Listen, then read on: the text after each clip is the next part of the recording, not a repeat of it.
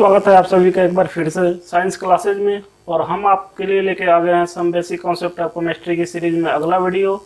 ये वीडियो है जैसा कि आप देख रहे हैं पीछे बना हुआ क्लासिफिकेशन ऑफ हाइड्रोकार्बन। तो ऑर्गेनिक कंपाउंड के बारे में हम यहाँ पे जानकारी प्राप्त करेंगे, तो आप बने रहिए हमारे साथ। आपका ये वीडियो थोड़ा सा छोटा हो तो इसलिए पहले से ही सारी क्लासिफिकेशन कर गई है। तो आइए समझते हैं कि हाइड्रोकार्बन का क्लासिफिकेशन कैसे करते हैं। जैसा कि आप देख रहे हैं पूरी तरह से हाइड्रोकार्बन या ऑर्गेनिक कंपाउंड। तो सबसे पहले थोड़ी सी बात कर लेते हैं, हाइड्रोकार्बन इसे क्यों बोला जाता है ऑर्गेनिक कंपाउंड को। तो सबसे पहले जो इतिहास की बात करते हैं तो बर्जीलियस एक वैज्ञानिक हुआ करते थे। तो उन्होंने दिया एक सिद्धांत कि जो भी हमारे पास कार्बनिक पदार्थ होते हैं वो जीव जंतुओं, पेड़ पौधों, प्राणियों से प्राप्त होते हैं। और बहुत दिनों तक यह सिद्धांत चलता रहा। बर्जीलियस ने यह भी कहा कि हम कार्बनिक पदार्थों को लैब में नहीं बना सकते हैं। कुछ दिनों के बाद एक वैज्ञानिक हुए जेम्स होलर अपने प्रयोगशाला में कार्य कर रहे थे अमोनियम साइनेट पर। और जब उन्होंने उसको बॉयल किया या हीट दिया थोड़ा सा तो उससे यूरिया मिला। और यूरिया जो होता है वो होता है एक ऑर्गेनिक कंपाउंड। तो बर्जीलियस का वो जो सिद्धांत था कि प्रयोगशाला में हम नहीं बना सकते हैं, इनऑर्गेनिक पदार्थ से नहीं बना सकते हैं, वो सिद्धांत वहीं पे ख़त्म हो गया। और उसके बाद से अब डेफिनेशन देने की आवश्यकता पड़ी कि जो ऑर्गेनिक कंपाउंड है उसकी डेफिनेशन क्या देंगे। तो उसकी जो डेफिनेशन होती है हाइड्रोकार्बन से पहचानते हैं कि इसमें कम जो भी एटम होंगे कार्बन मूल रूप से उसमें उपस्थित होगा और साथ में हाइड्रोजन होगा। हाइड्रोजन को हटाते जाएंगे उसकी जगह पे दूसरा ग्रुप जुड़ता है, उससे जो प्राप्त होगा वो उसके व्युत्पन्न कहलाएंगे। और इस तरह से हाइड्रोकार्बन ही हमारा क्या कहलाता है, ऑर्गेनिक कंपाउंड। तो अब हम बात करते हैं क्लासिफिकेशन ऑफ हाइड्रोकार्बन की। देख लेते हैं जो हाइड्रोकार्बन होते हैं इसको दो भागों में बांटते हैं, एसाइक्लिक और साइक्लिक। एसाइक्लिक मतलब ओपन चेन और साइक्लिक मतलब क्लोज चेन, खुली श्रृंखला और विपरीत श्रृंखला। खुली श्रृंखला को दो भागों में फिर से बांटा जाता है, सैचुरेटेड और अनसैचुरेटेड हाइड्रोकार्बन। इसके बाद से सैचुरेटेड जो हमारे होते हैं इसको हम एल्केन में बांटते हैं, इसको एल्केन बोला जाता है। और जो अनसैचुरेटेड होते हैं इसको एल्कीन और एल्काइन में बांटा जाता है। जैसा कि आप सामने देख रहे हैं क्लासिफिकेशन ऑफ हाइड्रोकार्बन, एसाइक्लिक जिसको ओपन चेन बोला जाता है, ओपन चेन को सैचुरेटेड और अनसैचुरेटेड संतृप्त हाइड्रोकार्बन और असंतृप्त हाइड्रोकार्बन में बांटते हैं। इसके बाद से सैचुरेटेड को हम एल्केन में बांटते हैं। एल्केन का मतलब क्या, जहाँ पे कार्बन और कार्बन के बीच में सिर्फ सिंगल बॉन्ड हो, केवल सिग्मा बॉन्ड हो, तो उसको हम बोलते हैं एल्केन। एग्जांपल में आप देख सकते हैं 1 2 3 4 5 पेंटेन है हमारे पास। एल्कीन जहाँ पे क्या हो, कार्बन कार्बन के बीच में कम से कम एक डबल बॉन्ड उपस्थित हो, तो खुली श्रृंखला है साथ में एक डबल बॉन्ड दिख रहा है तो इसको हम बोलेंगे एल्कीन। जैसे यहाँ पे मौजूद है एथीन। एल्काइन क्या, तो कार्बन और कार्बन के बीच में ट्रिपल बॉन्ड एक होना चाहिए और उसको हम खुली श्रृंखला में अगर मौजूद है तो उसको बोलेंगे एल्काइंस। और ये दोनों आते हैं हमारे किसमें, असंतृप्त हाइड्रोकार्बन में। अब बात कर लेते हैं हम साइक्लिक हाइड्रोकार्बन की या क्लोज चेन। तो इसको हम दो भागों में बांटते हैं, होमोसाइक्लिक और हेट्रोसाइक्लिक। एग्जाम्पल पहले से ही दे रखा है, जैसे साइक्लो, यहाँ पे प्रोपेन है, साइक्लो ब्यूटेन हो गया और ये हमारा बेंजीन रिंग है। तो ये सब क्या कहलाएंगे, होमोसाइक्लिक। इसके कैसे हम परिभाषित करेंगे, तो होमोसाइक्लिक मतलब जो भी रिंग फॉर्म हो रहा है हर जगह पे जो हमारा है कार्बन एटम मौजूद है। तो अगर कार्बन से रिंग फॉर्म हो रहा है तो होमोसाइक्लिक, और कार्बन के अलावा कोई और पदार्थ आ गया जैसे नाइट्रोजन आ गया या ऑक्सीजन आ गया या सल्फर आ जाए तो उसको बोलेंगे हेट्रोसाइक्लिक। रिंग फॉर्म हो रहा हो उस रिंग में कहीं से कोई नाइट्रोजन आ जाए, कोई ऑक्सीजन आ जाए तो उसको बोलेंगे हेट्रोसाइक्लिक। समझ गया इस बात को। आगे चलते हैं, होमोसाइक्लिक को दो भागों में बांटा जाता है, एरोमेटिक और नॉन एरोमेटिक। आप यहाँ पे जितने एग्जांपल देख रहे हैं सभी जगह पे कार्बन मौजूद है और जो भी रिंग फॉर्म हो रहा है वो होमोसाइक्लिक के अंदर आ रहा है। लेकिन जब हमारे ये पाई बॉन्ड अल्टरनेट पोजीशन पे उपस्थित हो तो इस स्थिति में एक एरोमेटिसिटी बनती है जिसको हम बेंजोनाइड बोलते हैं। और ये बेंजोनाइड एक रूप लेता है तो इसको एरोमेटिक कंपाउंड बोला जाता है। नॉन एरोमेटिक या नॉन बेंजोनाइड क्या होगा, रिंग तो फॉर्म होगा, सेम कार्बन से ही फॉर्म होगा, लेकिन यहाँ पे जो डबल बॉन्ड या पाई बॉन्ड है वो अल्टरनेट पोजीशन पर नहीं होगा, यानी वो अपनी एरोमेसिटी बरकरार नहीं रखेगा। तो इस तरह से हम क्लासिफिकेशन ऑफ हाइड्रोकार्बन करते हैं। इतना अगर आप देख लिए हैं, समझ लिए हैं, तो अब हम थोड़ा सा बात करते हैं आगे। बात आगे करना है इसमें, तो हम अगर आप चाहें तो वीडियो को यहाँ पे पॉज करके इस क्लासिफिकेशन को नोट कर लीजिए और आगे हम बात करते हैं आईपीएसी नेम की। तो एक बार आप देख लीजिए अच्छे से। तो आप समझ गए होंगे कि हमारे जो भी मुख्यतः दो भागों में बढ़ते हैं, खुली श्रृंखला और बंद श्रृंखला में। अब इनका नामकरण करते हैं, तो कैसे करते हैं ये चीज आपको देखना है। तो चलिए नामकरण की तरफ चलते हैं। नेमिंग ऑफ हाइड्रोकार्बन महत्वपूर्ण टॉपिक है। आप शुरुआत के 12th क्लास में हैं, तो अगर आप शुरुआत के 5 चैप्टर पढ़ने जाते हैं तो जो सेकेंड बुक में 5 चैप्टर में आपको आईपीएसी नामकरण करने के लिए आता ही आता है। तो आप अभी यहीं पे थोड़ा सा समझ लेंगे तो उस जब पार्ट को आप पढ़ने जाएंगे तो आसानी होगी आपको। तो थोड़ा ध्यान से देखिएगा कि आईपीएसी नेम कैसे लिखते हैं, कॉमन नेम कैसे लिखते हैं। कॉमन नेम भी साथ में लिखेंगे और साथ में आईपीएसी नाम भी आपको सिखाते जाएंगे। तो आईपीएसी नाम लिखते समय सबसे पहले जैसे हम अपना नाम बताएं, तो मेरा नाम है जयप्रकाश गुप्ता। तो मेरे नाम में क्या है, जयप्रकाश नेम हो गया, रूट नेम, और साथ में सब नेम क्या लग रहा है, गुप्ता। इसके पहले मैं मिस्टर भी लगा सकता हूँ, तो क्या हो जाएगा, पूर्व लग्न, रूट नेम, मूल नाम, और उसके बाद से हमारा क्या हो गया, सब नेम। उसी तरह आईपीएसी जो है उसने भी एक नियम दिया है कि अगर किसी भी ऑर्गेनिक कंपाउंड का नाम लिखना है तो सबसे पहले हम लिखेंगे प्रीफिक्स प्लस रूट नेम और साथ में हम क्या लिखते हैं, सफिक्स। प्रीफिक्स, रूट नेम और सफिक्स। प्रीफिक्स में दो होते हैं, एक होता है हमारा प्राइमरी प्रीफिक्स और दूसरा होता है सेकेंडरी प्रीफिक्स। रूट नेम क्या होता है अभी देखेंगे। सफिक्स में भी हमारे दो होते हैं, प्राइमरी और दूसरा सेकेंडरी। अभी इस चीज को समझेंगे हम लोग। तो पहले रूट नेम के बारे में जान लेते हैं। रूट नेम वह विधि है जिससे हमें पता चल जाता है कि कितने कार्बन की श्रृंखला बन रही है। अगर रूट नेम की बात करें तो 1 कार्बन है, 2 कार्बन है, 3 कार्बन है, 4 कार्बन है, 5 कार्बन। तो बात कर लेते हैं कार्बन के। तो अगर 1 कार्बन है तो क्या बोलेंगे इसको, मेथ। 2 कार्बन है तो एथ, 3 कार्बन है तो प्रोप, 4 कार्बन है तो ब्यूट, 5 कार्बन है तो पेंट। उसी तरह अगर कार्बन नंबर 6 है तो हेक्स, 7 कार्बन है तो हेप्ट, 8 कार्बन है तो ऑक्ट, 9 कार्बन है तो नोन और 10 कार्बन है तो डेक। इसके अलावा 11 है तो अनडेक, 12 है तो टाइडेक। इस तरह से बोलते जाते हैं, ट्राइडेक, टेट्राडेक। तो एक गिनती चलती रहती है। तो क्या, meth, eth, prop, but, pent, hex, hept, oct, non, dec. 1 से लेकर 10 तक अगर आप याद रखते हैं तो आपको आसानी होगी किसी भी हाइड्रोकार्बन का आईपीएसी नेमिंग करने में। दूसरी चीज़ इसमें प्राइमरी सफिक्स क्या है, तो हम देखते हैं कार्बन कार्बन के बीच में बॉन्ड। अगर सिंगल बॉन्ड है तो क्या जोड़ते हैं, एल्केन के लिए ANE। दूसरा कार्बन कार्बन के बीच में डबल बॉन्ड है तो ENE। और कार्बन कार्बन के बीच में कहीं पे ट्रिपल बॉन्ड है तो YNE। इसको हम बोलते हैं प्राइमरी सफिक्स। रूट नेम में जो भी हमारा कार्बन कार्बन के बीच में बॉन्ड होगा, अगर सिंगल बॉन्ड है तो एन जोड़ेंगे, डबल बॉन्ड है तो इन, और ट्रिपल बॉन्ड है तो आइन। तो क्या हो जाएगा, अगर सिंगल बॉन्ड के साथ तो मेथेन या मेथिन, एथाइन।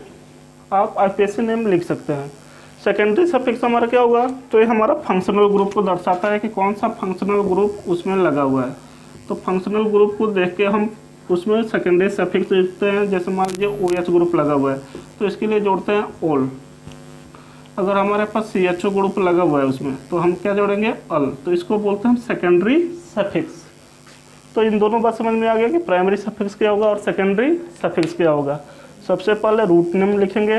रूट नेम में जो अगर कार्बन कार्बन के बीच में जो बॉन्ड दिख रहा है उसके हिसाब से एन, इन, आइन लिखेंगे। और उसके बाद से जो फंक्शनल ग्रुप होगा, कोई भी ग्रुप हो, मान लो COOH कार्बोक्सिलिक अम्ल है तो ओइक एसिड जोड़ देंगे। तो ये हमारा कहलाता है सेकेंडरी सफिक्स। प्राइमरी इधर तो हमारा अगर मान लो कार्बन की एक सीधी श्रृंखला है तो उसमें कहीं एन लिखा जाता है, कहीं आइसो लिखा जाता है, कहीं नियो लिखा जाता है। वो जब एग्जाम्पल लेंगे तो उसी समय समझ लेंगे हम लोग। तो ये पूरा एक स्ट्रक्चर हो गया कि कैसे IUPAC नेम लिखते हैं। प्रीफिक्स लिखेंगे, उसके बाद रूट नेम लिखेंगे, उसके बाद सफिक्स लिखेंगे। तो चलिए कुछ बना के देखते हैं, जैसे एल्केन के लिए, एल्कीन के लिए, एल्काइन के लिए। तो आप अपने हिसाब से बनाइएगा, हम एल्केन के लिए बना देते हैं। आगे आप जो भी फार्मूले होंगे उसके हिसाब से आप बना के अभ्यास करिए, और जितना अभ्यास करेंगे उतना ही आप अच्छे से सीख पाएंगे।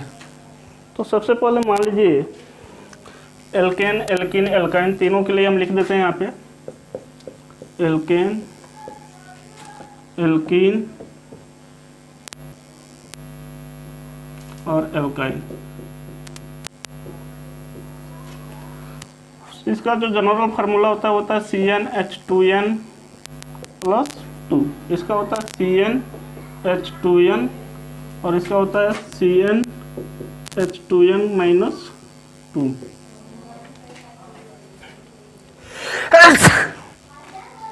बनाने जाए तो देखिए, एक कार्बन ले रहे हैं तो n की जगह पे 1 हो गया, तो 2 1 9 2 और 2 2 4 यानी CH4। उसी तरह 2 लेंगे तो C2, तो 2 2 4 2 6, C3H8, C4 H10, C5 H12। अब इसी तरह n के जगह पे जितना अंक रखिए बाकी अपना आप हाइड्रोजन की काउंट हो जाएगा। एक कार्बन है तो रूट नेम क्या लिखते हैं, मेथ। क्या लिखते हैं, मेथ। और एल्केन है तो क्या जोड़ेंगे, n, तो ये हो जाएगा मेथेन। 2 कार्बन, तो 2 कार्बन के लिए क्या लिखते हैं, एथ। और कार्बन इस फार्मूले पे है तो क्या जोड़ेंगे, n, तो एथेन। उसी तरह prop, n, propane. But, n, butane. Pent 5 carbon है तो, और साथ में n, तो क्या हो गया, पेंटेन।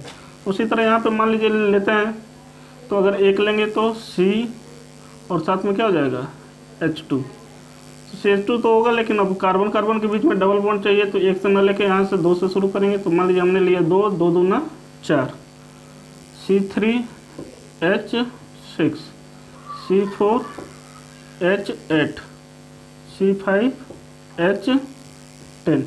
नाम लिखिए। तो नाम लिखेंगे तो क्या होगा, 2 कार्बन है तो लिखेंगे एथ, और साथ में हाइड्रोजन डबल है यानी इन जोड़ना है तो क्या जोड़ेंगे, एथीन। 3 कार्बन तो प्रोप, ये क्या हो जाएगा, प्रोपीन। 4 कार्बन तो ब्यूट,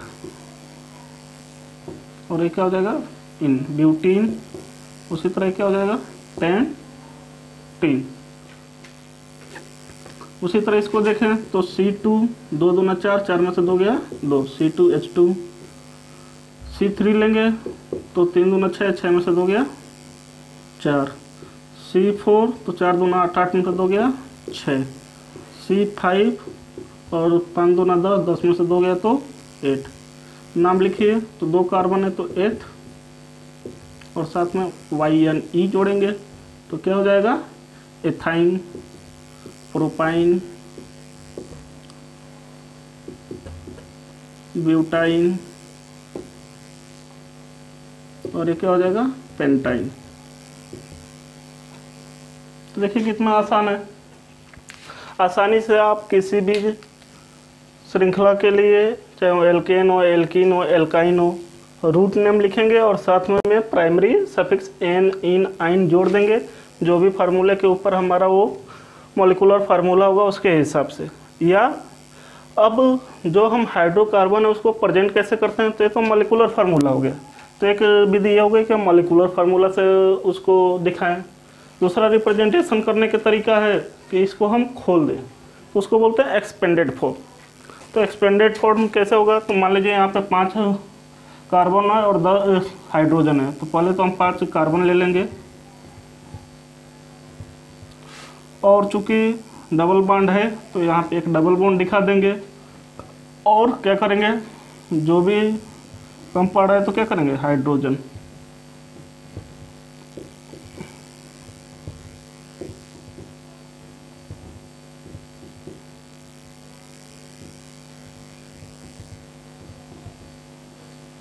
तो देखिए 2 2 4 1 5 5 4 9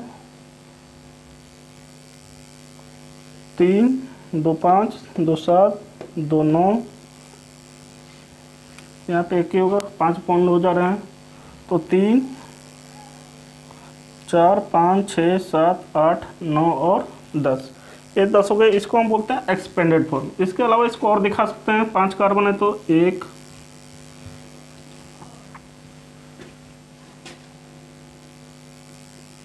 आप देख सकते हैं इसको कि 5 कार्बन है और साथ में 10 हाइड्रोजन है। इसको और एक रूप में रिप्रेजेंट करते हैं तो उसको बोलते हैं बॉन्ड लाइन डायग्राम या bond line representation.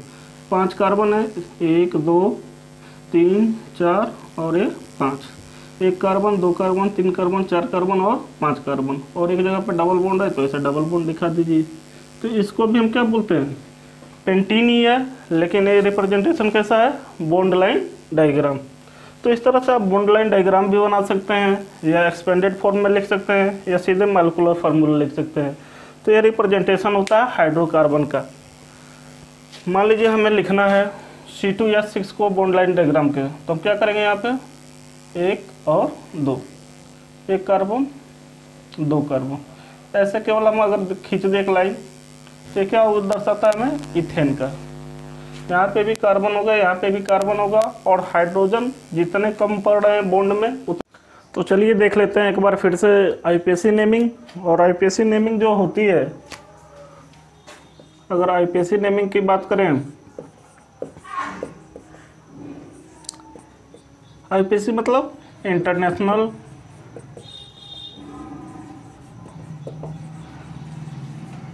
Union of pure and applied chemistry.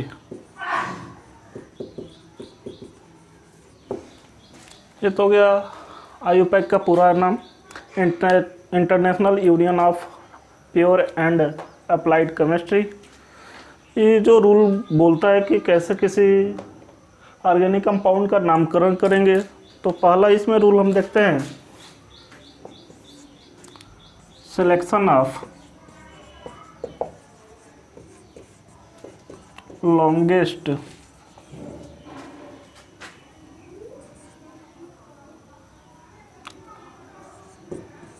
Chain, तो इसको हम बोलते हैं पेरेंट चेन। और ये पेरेंट चेन क्या होता है, तो ये हमें बता देता है कि कार्बन की कितनी श्रृंखला बन रही है। इसके बाद से उसमें जो हम देखते हैं, जैसे एग्जांपल के तौर पे देख लें इसमें, तो मान लीजिए 1 कार्बन 2 कार्बन 3 कार्बन, यहाँ पे हाइड्रोजन है, यहाँ पे हाइड्रोजन, तो कितने कार्बन की चेन बन रही है यहाँ पे, 3। तो यहाँ पे जो लंबी श्रृंखला लेंगे 3 कार्बन की, अगर साइड चेन भी कहीं पे होती तो हम वही चेन चुनते जो सबसे लॉन्गेस्ट होता है। मान लीजिए 1 2 3 4 5 ऐसे बना लिया, 1 कार्बन 2 कार्बन 3 4 5 और 6 कार्बन दिख रहा है। मान लीजिए कहीं पे यहाँ पे साइड चेन एक दिखा दिया, तो अगर यहाँ से गिनती करें तो 1 2 3 4 और ये 5, यहाँ से गिनती करेंगे तो 1 2 3 4, और अगर ये पूरे चेन ले तो 6। तो जो सबसे ज़्यादा लॉन्गेस्ट चेन बन रहा है उसी को हम इसमें क्या करेंगे, पहला नंबर पे काउंट करेंगे, 1 2 3 4 5 और 6। ये हमारी 6 कार्बन की क्या हो गई, चेन हो गई। तो लॉन्गेस्ट चेन को लेंगे, लॉन्गेस्ट चेन लेने के बाद क्या करेंगे, नेम लिखेंगे। तो 6 कार्बन के लिए हम क्या लिखते हैं, हेक्स। कहीं पे डबल बॉन्ड नहीं दिख रहा है तो क्या जोड़ेंगे, एन। अब तीसरे कार्बन पे क्या हो रहा है, तो हम देखेंगे तीसरे कार्बन क्या है, मिथाइल, तो लिख देंगे 3 मिथाइल। अरे ये बात समझ में आपको कि अगर किसी आईपीएससी एलिमेंट का नामकरण करने जा रहे हैं तो नामकरण करते समय इस बात का ध्यान रखेंगे कि सबसे लॉन्गेस्ट चेन को क्या करना है, चुनना है। उसके बाद से अगर कहीं पे कोई साइड चेंज है तो उसको कम नंबर देते हैं। तो दूसरा नियम यही होता है,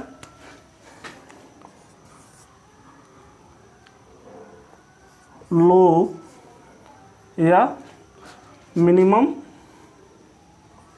साइड चेन नंबरिंग।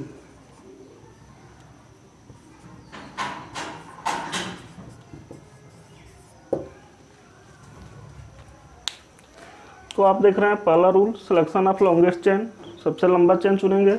और अगर इधर से गिनती करें तो 1 2 3 4 नंबर पे साइड चेन आ रहा था, इधर से गिनती करेंगे तो 3 नंबर पे। तो जो जिधर से कम नंबर इसको मिले वही गिनती हमारी क्या होगी, सही होगी। तो हम इधर से इसकी गिनती करेंगे, न कि इधर से। तो ये 2 रूल आपको समझ में आ गया होगा। इसको देख के इसका नाम लिखे तो इसमें कोई साइड चेन नहीं है तो क्या हो जाएगा, प्रोपेन। और ये बात समझ में। और इसके बाद जो अगला रूल होता है, अगले रूल की तरफ बढ़ते हैं।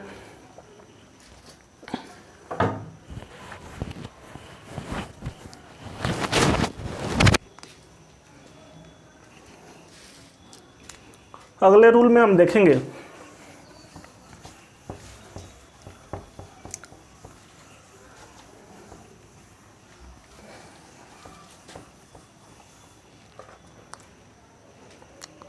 अगर अगले रूल की बात करें तो अगर कोई साइड चेन है और गिनती में दोनों तरफ से क्या आ रहा है, सेम नंबर आ रहा है, और एक से अधिक साइड चेन है तो उस समय हम क्या करेंगे, या एक से अधिक फंक्शनल ग्रुप है तो क्या करेंगे, तो उस स्थिति में हम अल्फ़ाबेटिकल चलते हैं। जिसका नेम अल्फ़ाबेटिकल में पहले आएगा उसको हम क्या करेंगे, कम से कम नंबर देंगे, गिनती उधर से ही करेंगे। तो मान लीजिए हमने ले लिया 1 2 3 4 5, ऐसे ले लिया 1 2 3 4 5 और 6 कार्बन की श्रृंखला हो गई। मान लीजिए इधर से एक पर क्लोरो लगा हुआ है और एक पर क्या लगा हुआ है, ब्रोमीन। तो और गिनती करें तो 1 2 तीसरे पे आ रहा है, इधर से गिनती करें तो 1 और 2।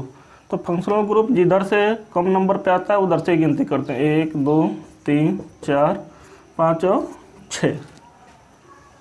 ये बात आपको समझ में आ गई कि गिनती किधर से करना है। तो गिनती उधर से करेंगे जिधर से क्या होगा, हमें कम से कम नंबर मिले। अगर यहीं पे थोड़ा सा और एग्जांपल बढ़ा लेते हैं। अब इधर से गिनती कर तो 1 2 3 पे आ रहा है, इधर से गिनती कर तो 1 2 3 पे आ रहा है, तो दोनों तरफ सेम ही है। लेकिन क्लोरीन और ब्रोमीन में बी पहले आता है तो गिनती इधर से करेंगे, 1 2 3 4 5 6 और 7। ये भी बात आपको समझ में आ गई होगी कि अब अल्फ़ाबेटिकल चलेंगे। अगर इधर से भी गिनती करें तो फंक्शनल ग्रुप यहाँ से चालू हो जा रहा है, इधर से भी गिनती करें तो यहाँ से चालू, 3 नंबर पे ही आ रहा है। लेकिन गिनती किधर से करें तो उधर से करेंगे जिधर से क्या होगा, हमारा अल्फ़ाबेटिकल सबसे पहले आएगा। तो ये इसका नामकरण करें तो क्या हो जाएगा, 7 कार्बन की चेन है तो हेप्ट, और सभी जगह पे कहीं पे भी डबल बॉन्ड या ट्रिपल बॉन्ड नहीं है तो एन जोड़ेंगे। अब देखिए क्या है, 3 ब्रोमो और 5 क्लोरो। और ये बात समझ में आपको। तो इस तरह से इसका नामकरण करते हैं, 3 ब्रोमो 5 क्लोरो हेप्टेन। तो एक रूल ये भी हो गया हमारा कि हम क्या करेंगे, उधर से गिनती चालू करेंगे जिधर से अल्फ़ाबेटिकली जो सब्स्टिट्यूट है वो क्या हो, नंबर कम से कम मिले। आगे बढ़ते हैं और एक और रूल देखते हैं। जो प्रायोरिटी देते हैं वो फंक्शनल ग्रुप को किसको पहले देंगे, किसको बाद में देखें। तो वीडियो छोटा हो इसलिए हम क्या करते हैं कि सबसे पहले एक बना ही लेते हैं और इसके बाद आपको समझाते जाएंगे। मान लीजिए हमारे पास सी, तो आपके सामने मौजूद है सारे फंक्शनल ग्रुप, प्रायोरिटी के हिसाब से ही लिखे हैं। अगर एक कहीं पे मौजूद हो और उसके साथ कोई और मौजूद हो तो सबसे पहले इसको प्रायिकता देते हैं। इसको जो प्रायिकता होगी 1 नंबर पे रखेंगे, इधर से गिनती चालू करेंगे ना कि इधर से। तो प्रायिकता के क्रम में ही है, एक बार आप इसको ध्यान से देख लीजिए, इसको नोट कर लीजिए वीडियो को रोक करके, और इसको हम समझा देते हैं कि कहाँ प्रीफिक्स यूज होगा और कहाँ सफिक्स यूज होगा। तो अगर आप एक बार देख लीजिए ध्यान से, फिर बताता हूँ मैं। अब देखिए COOH कार्बोक्सिलिक एसिड होता है, कार्बोक्सी इसका प्रीफिक्स होता है, ओइक एसिड इसका सफिक्स जोड़ते हैं।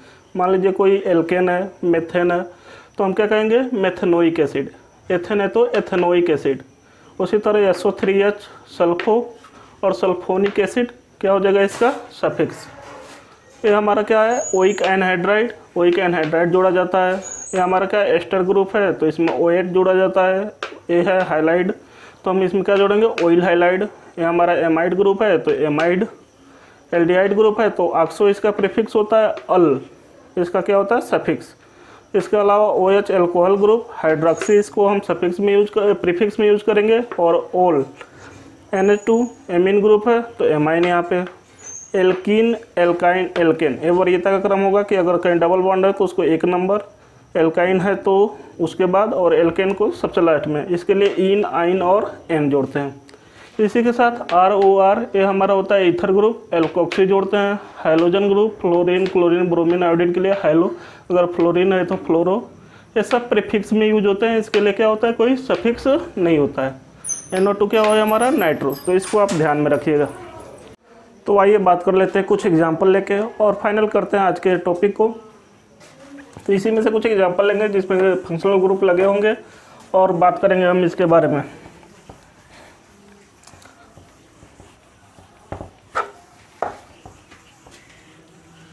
नंबरिंग करना आपको आ गया, पेरेंट चेन सेलेक्ट करना आ गया, तो आप नामकरण आसानी से कर सकते हैं। जैसे मान लीजिए हमने बोल्ड लाइन डायग्राम बना लिया है और यहाँ पे जो लास्ट में हमने लिखा है वो लिखा है COOH। यहाँ पे लगा दिया है क्लोरो, और साथ में कोई और भी फंक्शनल ग्रुप हो सकते हैं, या यहाँ पे हमने डबल बॉन्ड लगा दिया है। तो गिनती किधर से चालू करेंगे तो आपको ये बात ध्यान देना होगा कि अब देखिए एल्कीन भी है, हाइलोजन भी है और साथ में कार्बोक्सिलिक एसिड भी है। तो आप गिनती कहाँ से चालू करें? तो सबसे पहले तो लंबी चेन चुननी है, तो 1 2 3 4 5 6 और 7 कार्बन है। 7 कार्बन की लंबी चेन होगी। पहला नियम हमारा कहता है नंबर किधर से करें, तो प्रायिकता में हमारा क्या आ रहा था सबसे पहले नंबर पे, तो यहीं से चालू होगा। तो हमारा क्या होगा 7 कार्बन है तो हेप्ट, और साथ में डबल बॉन्ड आ गया तो क्या लिखेंगे यहाँ पे कमा दे के 7 नंबर पे, तो 6 नंबर पे आएगा तो 6 इन, और क्या करेंगे ओइक एसिड किस पे, तो 1 पे, तो 1 ओइक एसिड। हेप्ट 6 इन 1 ओइक एसिड, या 1 नहीं लिखे तो भी चलेगा कि हेप्ट 6 इन ओइक एसिड, तो ये भी हटा सकते हैं, कोई दिक्कत नहीं है। इसके अलावा 1 2 3 4 5 नंबर पे क्या है क्लोरीन, तो क्लोरीन हमेशा क्या होगा सफिक्स यूज होता है, प्रीफिक्स यूज होता है। तो प्रीफिक्स क्या हो जाएगा 5 क्लोरो। हाइलोजन के लिए हाइलो यानी क्लोरीन है तो क्लोरो, फ्लोरीन है तो फ्लोरो, तो 5 क्लोरो हेप्ट 6 इन ओइक एसिड। ये बात आप समझ गए। तो ऐसे आप एग्जांपल ले सकते हैं। क्लास 12th के स्टूडेंट हैं तो आप चले जाएंगे सेकेंड बुक में, पहले 5 जो चैप्टर है उसमें हर जगह पे आपको नामकरण करना है IPSC ने, तो आप वहाँ से कोई भी एग्जांपल ले सकते हैं, अपना अभ्यास कर सकते हैं। नामकरण कैसे करना है वो नियम आपको लिखा दिया गया है, तो आप आसानी से नामकरण किसी चीज़ का भी कर सकते हैं। आगे बढ़ेंगे हम, अगले वीडियो में लेके आएंगे आपको some basic concept of chemistry के लिए मोल कॉन्सेप्ट, और इसके बाद हमारा बेसिक चीज़ों के जो सेशन है वो ख़त्म होगा। और इसके बाद से हम आगे बढ़ेंगे चैप्टर वाइज। क्लास 12th के लिए सॉलिड स्टेट से चालू करेंगे, 11th के लिए एटॉमिक स्ट्रक्चर लेके चलेंगे।